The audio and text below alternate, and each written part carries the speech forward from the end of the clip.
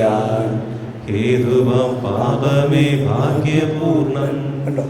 അപ്പോൾ ഓ ഭാഗ്യ, എന്താണ് ആ ടെക്സ്റ്റ് എന്താ വായിച്ചേ? CCCയിൽ വായിച്ചേ? ഭാഗ്യകാരണമായ അപരാധമേ, ഇത്ര മഹാനായ ഒരു രക്ഷകനെ നീ ഞങ്ങൾക്ക് നേടിത്തന്നല്ലോ. ഇതൊക്കെ സാധാരണ ധ്യാനത്തിന് ആരും പറയരുത്, പറഞ്ഞാൽ പ്രശ്നമായി ഇല്ലേ? അതുകൊണ്ട് ആരും പറയാറില്ല, മറിച്ച് എന്താ 412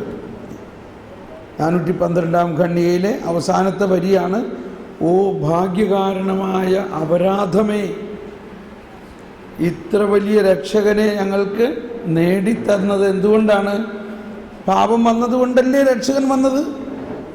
അപ്പോൾ ഇത് പെട്ടെന്ന് മനസ്സിലാവണമെന്നില്ല, പക്ഷെ നമ്മൾക്ക് ഇങ്ങനൊരു ചിന്തയിലേക്ക് വരണം. പാപം ദൈവം അറിഞ്ഞുകൊണ്ടുണ്ടായതാണെന്നും മനുഷ്യനെ സൃഷ്ടിക്കുന്നതിന് മുമ്പ് തന്നെ മനുഷ്യനെ രക്ഷിക്കുന്നതിനുള്ള പദ്ധതിക്ക് ദൈവം രൂപപ്പെടും. അതുകൊണ്ടാണ് അന്ത്യദിനത്തിന് വിധിയെക്കുറിച്ച് ഈശോ തന്നെ പറഞ്ഞിരിക്കുന്നത്. എന്താ? മത്തായി 24:25. എപ്പോഴും അത് 24ലേക്ക് പോകണം. എന്താ ഇതുണ്ട? വചനം പഠിക്കുമ്പോൾ ശ്രദ്ധിച്ച് പഠിച്ചില്ലെങ്കിൽ ആദ്യം പഠിക്കണത് മനസ്സിലിങ്ങനെ തങ്ങും. മത്തായി 25:34.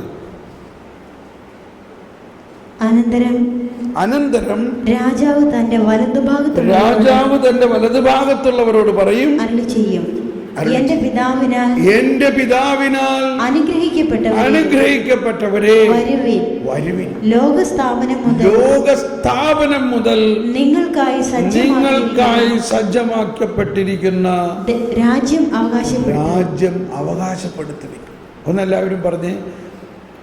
അനന്തരം രാജാവ് തന്റെ വലതുഭാഗത്തുള്ളവരോട് അരുളി ചെയ്യും, എന്റെ പിതാവിനാൽ അനുഗ്രഹിക്കപ്പെട്ടവരെ വരുവിൻ. ലോകസ്ഥാപനം മുതൽ പ്രീതി കലർന്ന യുഗാന്ത്യത്തിൽ നിങ്ങൾക്കായി സജ്ജമാക്കിയിരിക്കുന്ന രാജ്യം അവകാശപ്പെടുത്തുവിൻ. എനിക്ക് ഭയങ്കര ആവേശമാണ്. ഈ വചനത്തിൻ്റെ അർത്ഥം ഇങ്ങനെ എനിക്ക് മനസ്സിലായപ്പോൾ, ഏത് ലോകസ്ഥാപനത്തിന് മുൻപ് നമുക്ക് വേണ്ടി ഒരു സ്ഥലം ഒരുക്കിയിട്ടുണ്ട്. ആ സ്ഥലത്ത് കൊണ്ടെന്ന് എത്തിച്ചിട്ട് കർത്താവ് അടങ്ങുള്ളൂ. Praise the lord. വിശ്വസിക്കാമോ? എന്താണ് ആ സ്ഥലം? പറയാണ്, എൻ്റെ പിതാവിനാൽ അനുഗ്രഹിക്കപ്പെട്ടവരെ നിങ്ങൾ ആ സ്ഥലം അവകാശമാക്കുവിൻ. അത് നിങ്ങളുടെ inheritance. It is your inheritance. അത് നിങ്ങളുടെ ജന്മാവകാശമാണ്. നിങ്ങൾ ദൈവമക്കളാണെങ്കിൽ നിങ്ങൾ എവിടെ കൊണ്ടുപോയി? നിങ്ങൾ തൊഴുത്തിൽ കെട്ടുമോ? നിങ്ങളെ മക്കളെ തൊഴുത്തിലാണോ കെട്ടുന്നത്? വീട്ടിലാണോ? നമ്മൾ ആരാണ്? നമ്മൾ ദൈവമക്കളാണെങ്കിൽ ദൈവത്തിൻ്റെ അവകാശികളാണ്. ലോകസ്ഥാപനത്തിന് മുമ്പ് തന്നെ നമുക്ക് വേണ്ടി ദൈവം ഒരുക്കിയിട്ടുള്ള സ്ഥലം. ഇതങ്ങ് വിശ്വസിച്ച്, ഇതാണ് വിശുദ്ധ കുർബാന മുഴുവനും കാണുന്നത്. പ്രീതി കലർന്നു യുഗാന്ത്യത്തിൽ സ്വർഗീയോർശ്ലേം നഗരത്തിൽ മാലാഖമാരൊത്തുവലം ഭാഗം നമ്മൾ കരുളട്ടെ. വിശ്വസിക്കുന്നുവോ? ഇന്ന് നിങ്ങൾ സ്വീകരിച്ച ഈ ദിവ്യരഹസ്യങ്ങൾ നിങ്ങളുടെ ശിക്ഷാവിധിക്ക് കാരണമാകാതെ സ്വർഗരാജ് പാപങ്ങളും കടങ്ങളും പുറത്ത് സ്വർഗരാജ്യത്തിൽ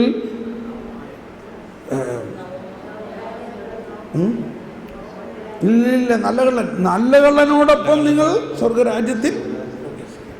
ആ നല്ല കള്ളൻ്റെ പ്രാർത്ഥന ആ ഭാഗമെടുത്ത് സ്വർഗരാജ്യത്തിൽ നല്ല കള്ളനോടൊപ്പം. ഈ നല്ല കള്ളൻ കുർബാനയിൽ ഇവരെ കയറി പറ്റിയേക്കണം. ഇത് നമ്മൾ നല്ല കള്ളനേക്കാൾ വലിയ കള്ളനാണോ? നല്ല കള്ളനേക്കാൾ വലിയ കള്ളനായാലും കർത്താവ് വിശ്വസിക്കുക നിങ്ങളെ സ്വർഗത്തിൽ കൊണ്ടുപോയിട്ട് അടങ്ങുള്ളൂ. Praise the Lord.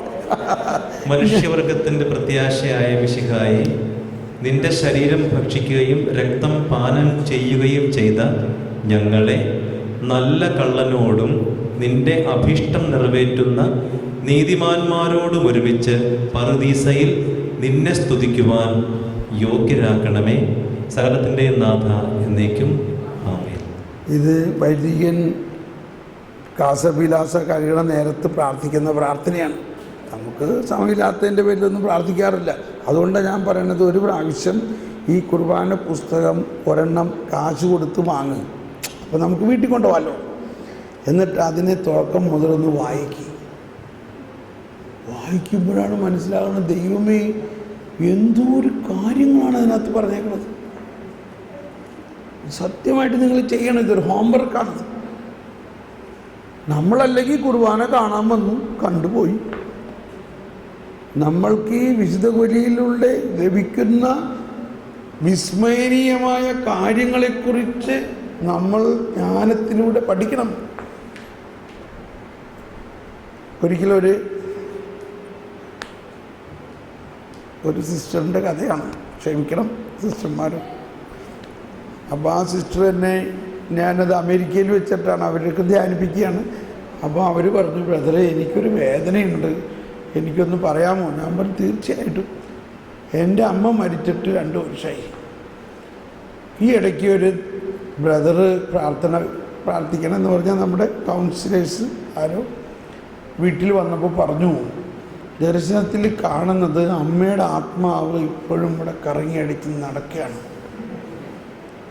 അതുകൊണ്ട് അതിന് പരിഹാരം ചെയ്യണം.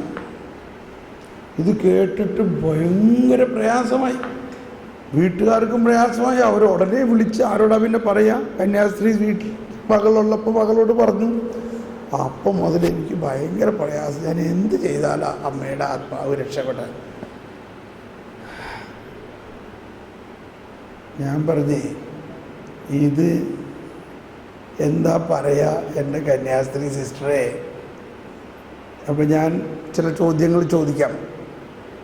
നിങ്ങൾ കർത്താവ് ഈശോമിശിഹായിൽ വിശ്വസിക്കുന്നുണ്ടോ? പിന്നല്ലാണ്ട് കന്യാസ്ത്രീയോട് ചോദിക്കുന്നതാണ്. നിങ്ങളുടെ അമ്മ വിശ്വസിച്ചിരുന്നോ?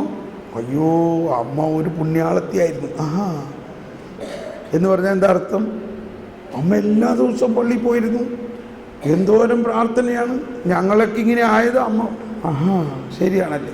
അപ്പോൾ എന്താണ് ആ കുർബാനയിൽ പറയുന്നത്? എൻ്റെ ശരീരം എൻ്റെ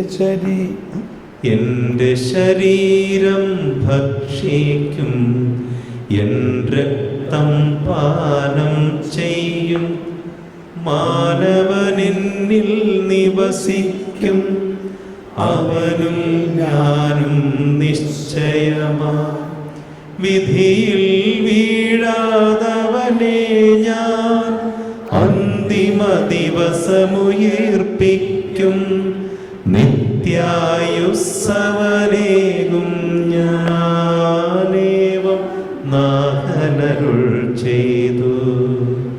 ഇതെന്ന് പാടാം. ഇതങ്ങനെ ഞാൻ ഒന്ന് പാടിച്ചപ്പോൾ ആൾ ചിരിക്കാൻ തുടങ്ങി. അതെന്താ ചിരിക്കണേ? ഇപ്പം മനസ്സിലായി. എന്ത് മനസ്സിലായി? എൻ്റെ അമ്മ ഓരോ ദിവസവും കുർബാന സ്വീകരിച്ചപ്പോഴെല്ലാം അവൾ ആൾറെഡി സ്വർഗത്തിൽ തന്നെയാണ്. അപ്പം നമ്മളുടെ ഇത് ഞാൻ പറഞ്ഞത് ദർശനവരങ്ങൾ ഉപയോഗിക്കുമ്പോൾ ഉണ്ടാകേണ്ട പക്വതയെക്കുറിച്ചാണ്. അതിനെ വേണ്ട മാതിരി വ്യാഖ്യാനിക്കുന്നില്ലെങ്കിൽ ഇതുപോലെയുള്ള പ്രശ്നമാണ്. ഞാൻ കഴിഞ്ഞ മാസം ധ്യാനം പക്ഷെ ധ്യാനത്തിൽ ഒത്തിരി പുതിയ പുതിയ അനുഭവങ്ങൾ കിട്ടി, അറിവുകൾ കിട്ടി. പക്ഷെ ഇതൊന്നും ഞാൻ ഒരുപാട് ധ്യാനങ്ങൾ കൂടിയതാണ്. ഈ കിടന്നുള്ള ധ്യാനം ഒരുപാട്. പക്ഷെ നമ്മളെ 5 ദിവസത്തെ കൺവെൻഷനുകൾ വലിയ അച്ഛന്മാരൊക്കെ കഴിക്കുന്നത്. പക്ഷെ നമുക്കിതൊന്നും കിട്ടുന്നില്ല, പറഞ്ഞു തരുന്നില്ല. അതാണ് ഇപ്പോഴാണ് ഇത്. ഇപ്പം ഞാനിപ്പോഴാണ്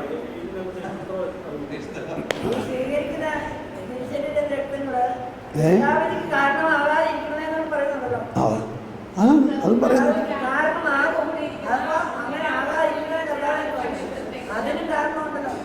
അതെ, ഇത് ശിക്ഷാവിധിക്ക് കാരണം ആകാതെ. അല്ല, ശിക്ഷാവിധി ആർക്കാണ്? ശിക്ഷാവിധി യേശുക്രിസ്തുവിനെ ഇതെല്ലാം സ്വീകരിക്കുന്ന ഒരാളായാലും ഈ മരിക്കുന്ന അവസാന നിമിഷം വരെ അയാൾക്ക് യേശുവിനെ തിരസ്കരിക്കാനും ഉള്ള സ്വാതന്ത്ര്യമുണ്ട്. അതാണ് ശിക്ഷാവിധി. യേശുവിനെ തിരസ്കരിക്കുകയാണെങ്കിൽ അവൻ ശിക്ഷാവിധിയിലേക്ക് അപ്പം തന്നെ പോയി. അപ്പോൾ യേശുവിനെ തിരസ്കരിക്കുകയോ യേശുവിനെ മാരകമായ പാപത്തിൽ ജീവിക്കുകയോ ആ മാരകമായ പാപത്തിൽ നിലനിന്നുകൊണ്ട് മരിക്കുകയോ ചെയ്യുമ്പോഴാണ് ശിക്ഷാവിധി.